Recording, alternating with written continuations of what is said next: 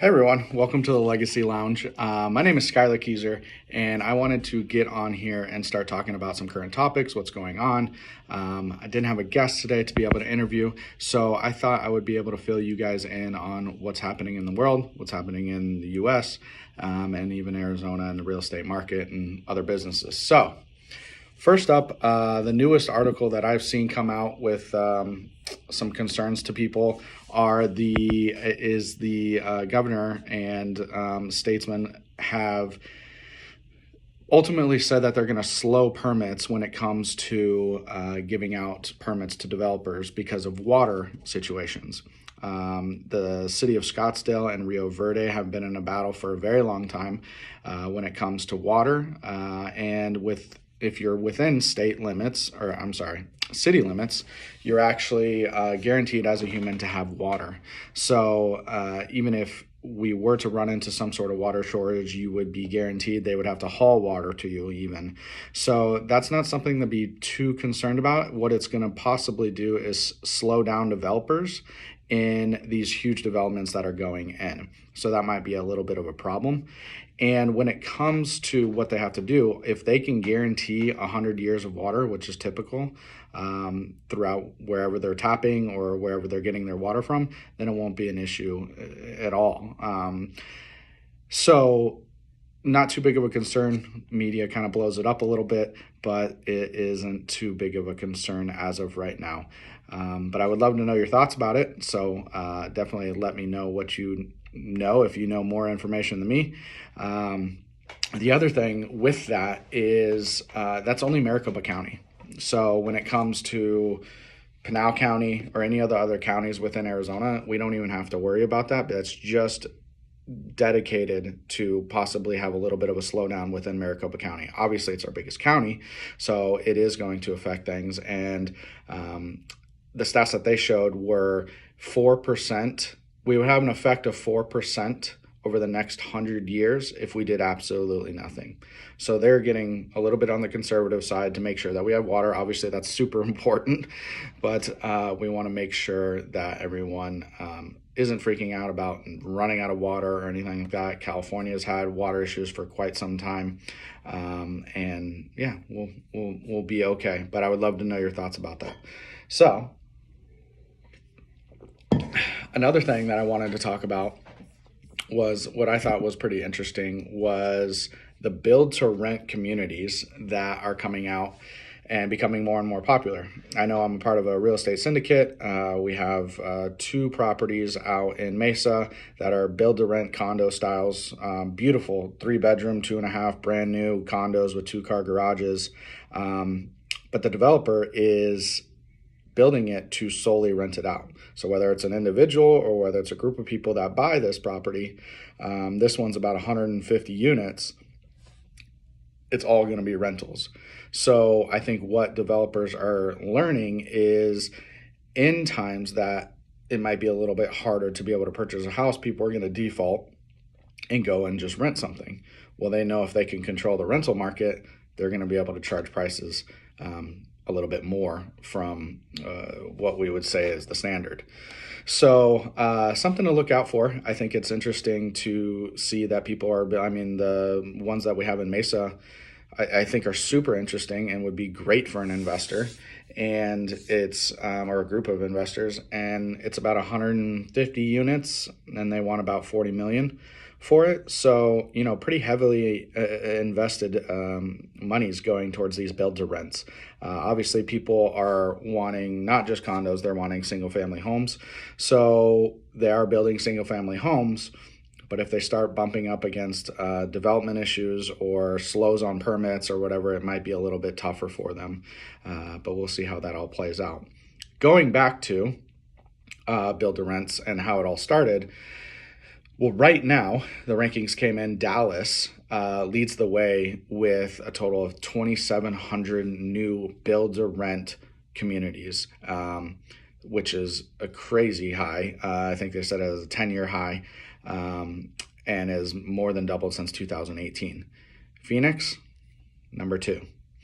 We had 1,500 build-to-rent homes and professionally managed communities. So shout out to AZ Big Media for catching this. I think it's an interesting take on what people can do with their money when it comes to investing. People always talk about, oh, I want to flip a house. Oh, I want to do something when it comes to investing. And it might be something where if you were to get a group of people together, you might be able to buy an entire community or a collection of houses to be able to have a little bit better of cash flow or rent rolls or security on your controlled rent. So on the flip side, you also want to look out for that if you're not a homeowner. That might start to become a little bit of an issue when it comes to renting. They might require different things. They might have a little bit of a monopoly. I know monopoly is a little bit of a strong word, but you never know how things will go. So I thought that was interesting. Atlanta is number 3 with 808. So a pretty big gap from number 1, Dallas and Atlanta. 2,700 homes in Dallas and 808 new homes in Atlanta, and we're right there in the middle. Phoenix at 1,500. So let me know your thoughts about that. I think it's interesting how people typically are thinking outside of the box and building things as an investment straight away. Typically, you buy a house or you buy an existing house that you wanted to turn into a rental, but to actually build actual communities to be rentals is very, very interesting. Okay, so looking at another another growth pattern when it comes to different states and how everything is going, especially in Arizona. Arizona was ranked number 4 just recently in the growth category.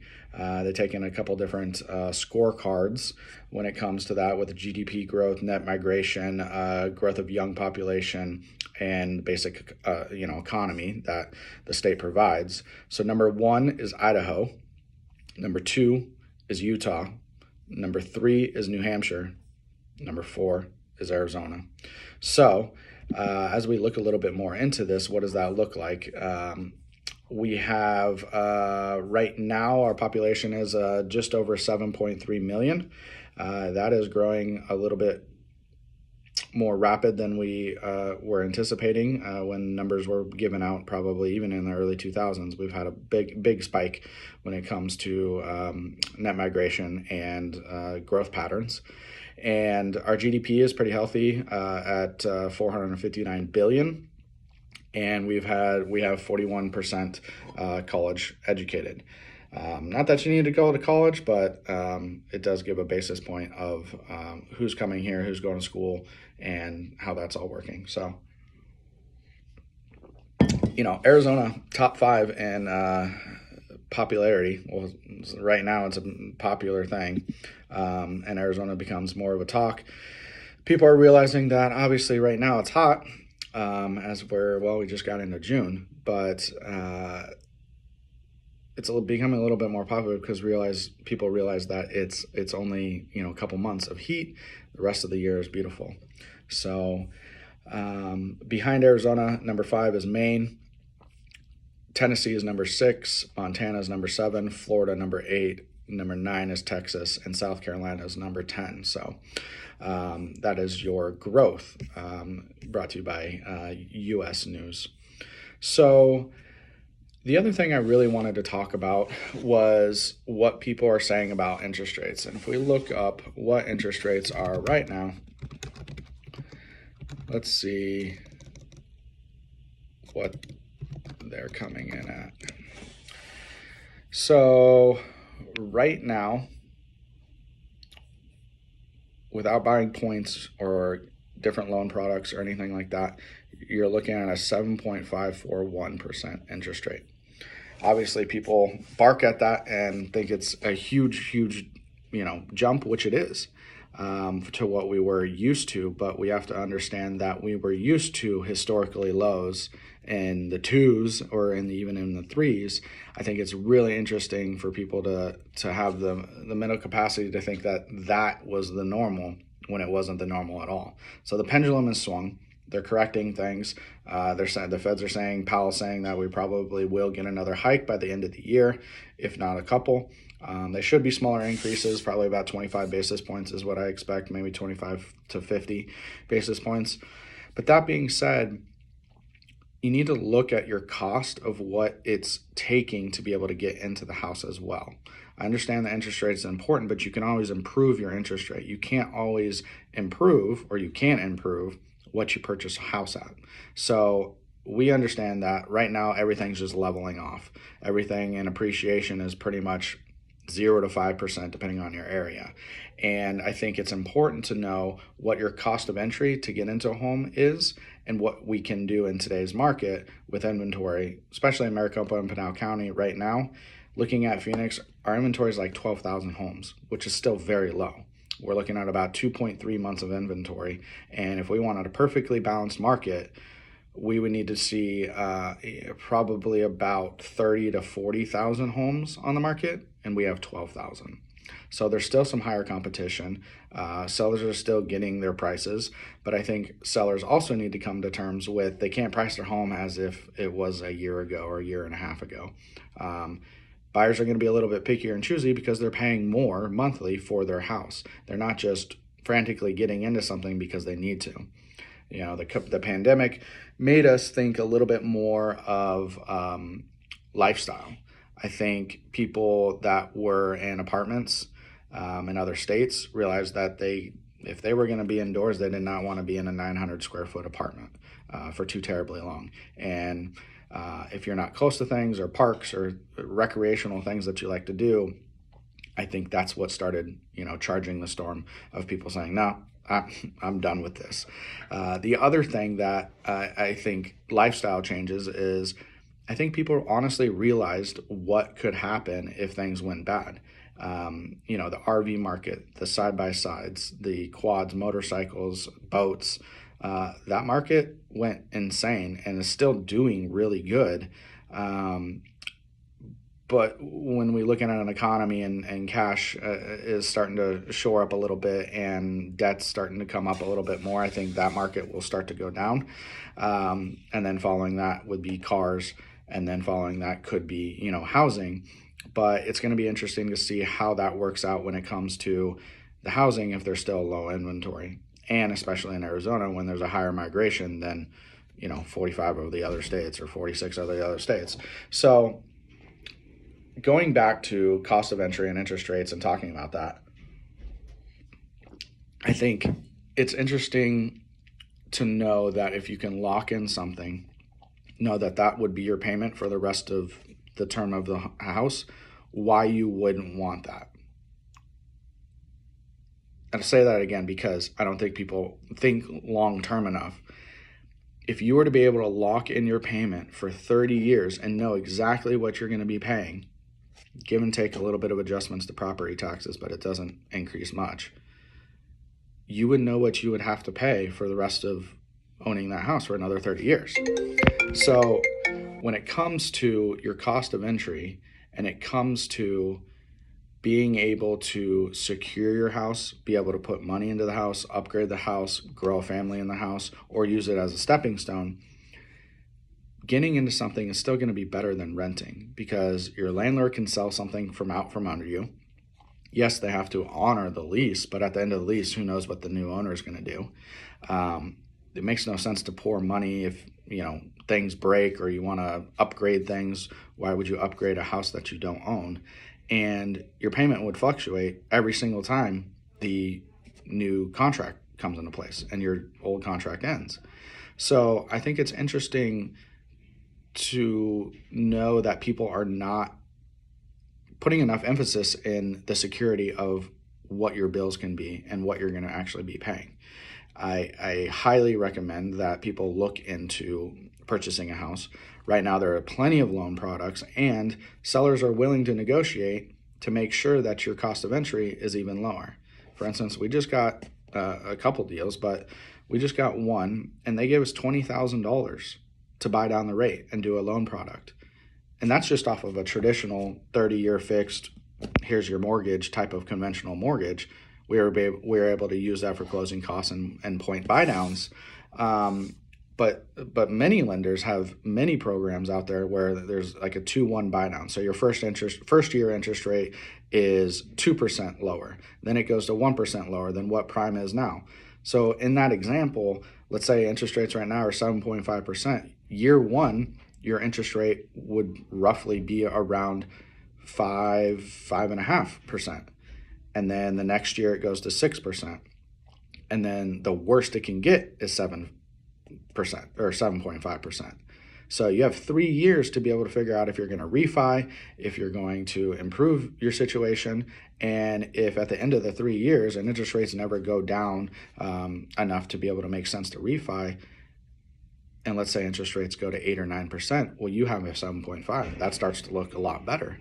So I think it's interesting, and I think people should look at that in the whole spectrum of things, of being able to know what their payment's going to be, possibly buy themselves 1 to 2 to 3 years of a low interest rate and a lower payment to figure out where interest rates are going to go.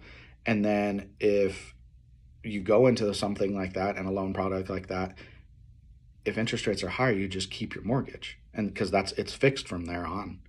Does that make sense? So I think being able to look at that and look at it as a whole, to know what's happening, what the next 5 years is going to look like in your life.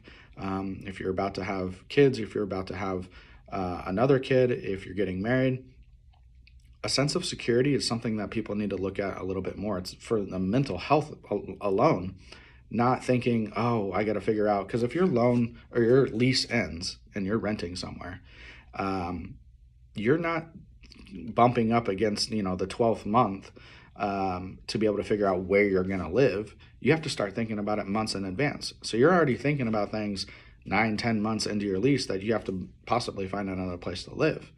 So to be on a cycle of every 9 months or 10 months, you got to figure out if you're going to be staying, if you're going to be leaving, if you're going to have increased rent. There was places in Austin, Texas, I know their rent was going up by $800 a month. $800 increase on their new lease. So they said, well, I can't do that. And they move a little bit further out, or they find another one, or they find a smaller house. So now you're downgrading your living situation just because of your monthly price. So looking at what you can do and what you can get fixed in and locked in as an investment, I think is something that, obviously I'm gonna charge for. I'm in real estate, but at the same time, it makes so much more sense to me. You build equity over time. You pay down. As you are paying it down, equity is going up. Let's make sure, well, regardless, it's going to be going down, and maybe it doesn't do anything for a little bit. So it goes down like this, and then it starts to pick up. Either way, you don't want to sell a house within the first year anyways, or the first 2 years. You should be buying things to be able to build yourself a little bit more equity and open doors down the road. I've told the story before, but I had someone about 5 years ago. She was a single mom, and she came to me and wanted to buy a house, or actually she came to me and wanted to rent a house, and she kind of told me her situation, and I figured she might qualify for something like a down payment assistance program, or at least we'll be able to get seller concessions to be able to help her purchase the house. And within that, she bought a house with 0% down. She had a little bit higher of an interest rate because she got down payment assistance. After 2 years, she refinanced. So she put 0% down and then refinanced into a better interest rate. After that, she kept it for another 3 years, and we sold it, and she made $100,000 in 5 years, putting 0% down. So that probably is, a little bit more of an extreme situation, and the timing was really good. But if you were able to put 0% down and make $100,000, well, that's a pretty good scenario. But what if you don't want to do a down payment assistance? Maybe you want to do 3% down or 3.5% down with an FHA loan, or even 5% down with a conventional loan. That's something that you can possibly do, because when you go to rent a place, they're going to want first month's rent, second month's rent, security deposit, non-refundable, cleaning, all that. And that could be a down payment on a house, or very, very close. So if you just talk to, one of us or a professional that you trust to say, hey, this is what I want to do, get out in front of it and save, I think that's something, everyone should at least look into. I'm not saying you need to do it right now. Everyone's on their own timeline. People are finishing school. People are changing jobs, whatever that looks like. Everyone's got their own timeline, so don't compare yourself to other people, but at least understand what that structure could look like and what things could be like if you were to work towards something. So there's my rant on renting and buying, even with the interest rates the way they are now, because I think it's important to have that security, and especially if we have uncertain, times right now. We don't know what the economy is going to look like. We don't know what inflation is going to get to. We don't know if it's going to be corrected in time, if it's going to keep going up. I was talking to one of my buddies the other day, and I went to lunch, and my salad, I'm trying to eat healthy, my salad was $25 with tip. It's becoming a little bit outrageous for just cost of living when it comes to, trying to be better. So what do? You have to go to the grocery store. You have to pick and choose what you want to eat a little bit healthier, because you can't just throw things into the cart like you used to. Things are going to get a little bit tighter. One thing that I saw a stat of was the U.S. had credit card debt, and they ranked that, and it's the highest it's ever been. People are spending a lot more money, or they're spending the money that they used to, and things are getting more expensive and they can't keep up. So I don't know which one's which. Maybe it's a hybrid of both. But obviously, if you're used to a certain lifestyle, it's hard to break that. And I think that when things get more expensive and you're still paying for the same things, it gets a little bit tougher, because you're going to be spending more money just to be able to do the same thing. And if you have kids in the picture, sports are a lot more expensive. Travel becomes a little bit more expensive, and it starts to, combine with everything. And the last thing you want to do is mess up something with your kids' sports, or not tell them that they can't do something because it's too expensive. So having senses of security within your life, I think, is really, really important. And, we'll see what people do and combating, real estate, or, the real estate market, how that's going to play out. I think when inventory gets to a higher level, if we can get to that level, I think it will calm down a little bit more. But being at an inventory of what we're at, even with higher interest rates, people are going to gobble it up.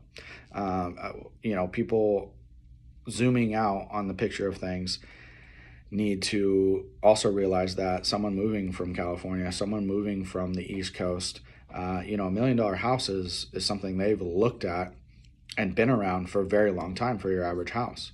So when they come to Arizona and they see that they can buy something for $500,000, $600,000, $700,000, that's the equivalent of what they would pay $1 million or $1.2 million for back east or in California, it becomes a lot more appetizing for them to move here, because they might be looking at that cost of living. They might be looking at something where it's just like, you know what, I'm spending so much money everywhere else. I got to combat and offset that with my mortgage. And yeah, I won't beat the horse dead here, but just look at things a little bit differently, plan out your future, and figure out what you can do to be able to set yourself up and open doors up down the road, because it's not what you can do now. You don't know what life's going to look like 2 years from now, 3 years from now, 5 years from now. So if you can have some sort of certainty in your life, make sure that you're doing at least that thing with one of the largest assets that you're going to be able to purchase and invest in. It's a gift to be able to purchase a house. There's countries out there that you can't. So that's it for me today. A little bit of a rant, but I appreciate everyone listening, and I appreciate everyone watching as well if you are on YouTube. So check out the channel. We're going to be trying to do this a little bit more consistently, so you can listen to it while you're in the car, or you can watch it and listen to it if you are on YouTube or whatever your channel is. So it's going to be everywhere to be able to get a hold of and listen to. But I appreciate you guys listening to me. I appreciate you guys. And let me know what your thoughts are, and love to be able to answer some comments. I'll try to get through them. And hope you have a great day.